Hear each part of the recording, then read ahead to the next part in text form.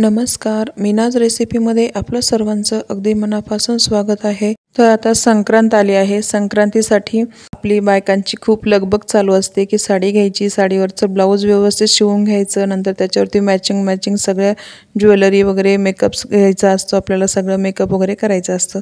तर अशी आपली बायकांची एक लगबग असते। आणि संक्रांतीच्या अगोदर भोगी हा सण येतो। तर भोगीच्या दिवशी आपण सगळ्या भाज्या एकत्र करून आपण एक मिक्स भाजी बनवत असतो। तिलाच भोगीची भाजी असं म्हणतात किंवा कुणी खेंगट म्हणतं, कुणी लेकरोळी भाजी म्हणतात।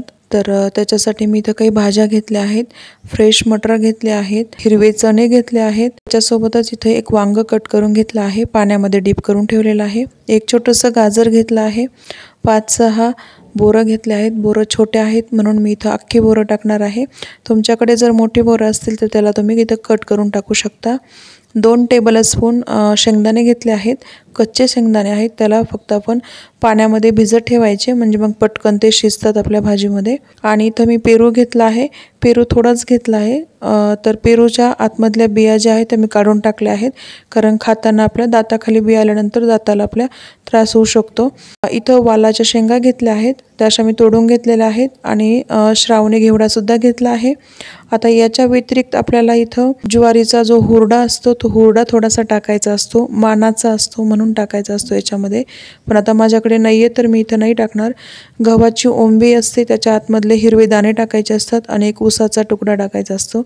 तर या 3 जिन्नस नाही आहेत मेन गोष्टीमधल्या, तुमच्याकडे जर अवेलेबल असतील तर त्या तुम्ही नक्की आवर्जून टाका। आता या भाज्या आपण साईडला ठेवून दिल्या आहेत आणि याच्यासाठी जो लागणारा मसाला आहे तो अगोदर तयार करून घेऊया।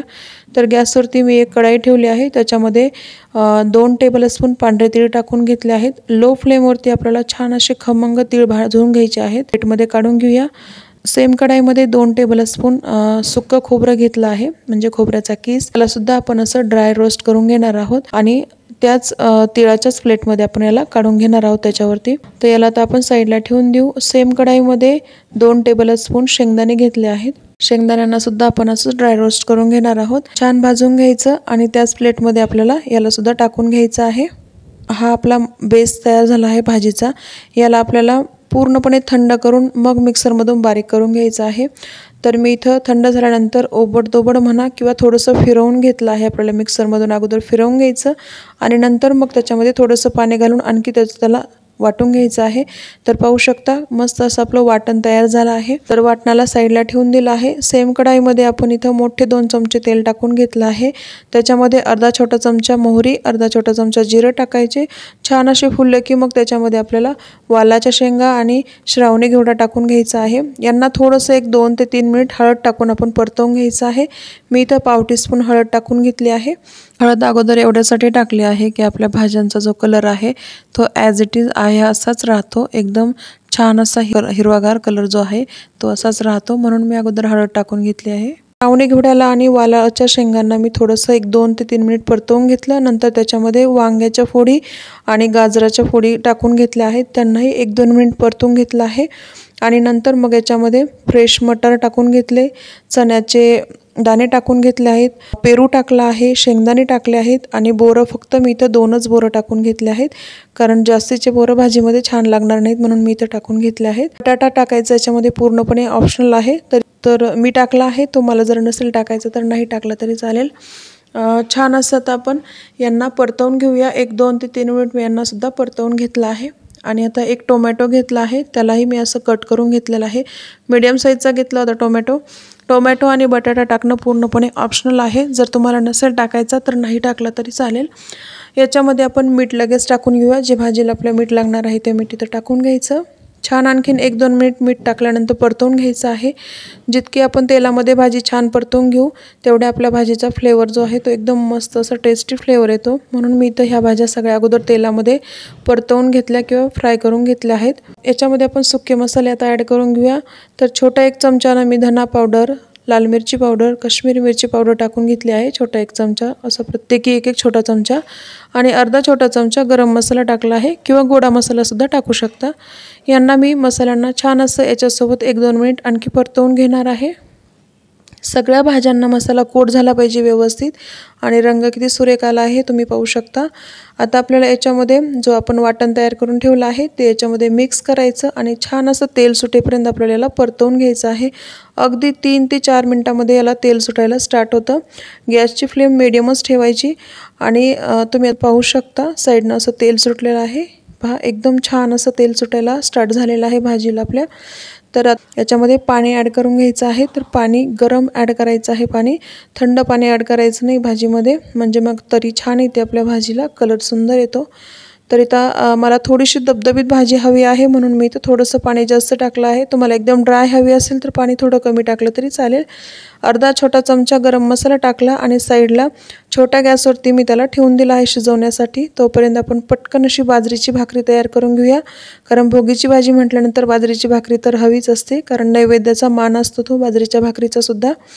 तर मी इथं थोडंसं पीठ घेतलं आहे 2 भाकरीचं, त्याच्यामध्ये थोडंसं चिमूटभर मीठ टाकलं आणि छान असं नॉर्मल पाणी टाकून छान असं पीठ मळून घ्यायचं आहे भाकरीचं। आणि पीठ थोडंसं आपल्या तळहातानं छान असं मळून घ्यायचं आहे। जितकं पीठ छान मळून घ्याल तितकं भाकरी आपली सुंदर येते। तर इथं मी 2 भाकरीचं पीठ आहे तर 2 उंडे तयार केले आहेत। आता मी भाकरीचा एक उंडा करून खाली थोडंसं पीठ टाकून घेतलं आहे आणि त्याच्यावरती हा उंडा ठेवून घेतला, थोडंसं पीठ टाकून घेतलं आणखी वरतून दोन्ही हातानं छान अशी गोल गरगरीत भाकरी तयार केलेली आहे, मी थापून घेतलेली आहे। तुम्ही डायरेक्टली ताटामध्ये सुद्धा थापू शकता, काही प्रॉब्लेम नाही। मी इथं पोळपाटवरती थापवली आहे। भाकरी थापत आली की त्याच्यावरती पांढरे तीळ टाकून घ्यायचे आणि आणखी एकदा थोडंसं थापून घ्यायचं, म्हणजे व्यवस्थित असे चिकटले जातात तीळ त्याला। आता आपण या भाकरीला तव्यावरती टाकून घेऊया भाजायला। तर तवा मी अगोदरच छान असा गरम केला होता। भाकरी टाकल्यानंतर तव्यावरती एक ते 1.5 मिनिटानंतर त्याला पाणी लावून घ्यायचं आहे, लगेच पाणी लावायचं नाही। आणि 1.5 मिनिटानंतर पाणी लावल्याबरोबर लगेच त्याच्यावरतून थोडेसे आणखी तीळ लावून घ्यायचे, म्हणजे लगेच चिकटले जातात। आणि थोडीशी भाकरी पचल्या गेली की लगेच तिला पलटून घ्यायचं।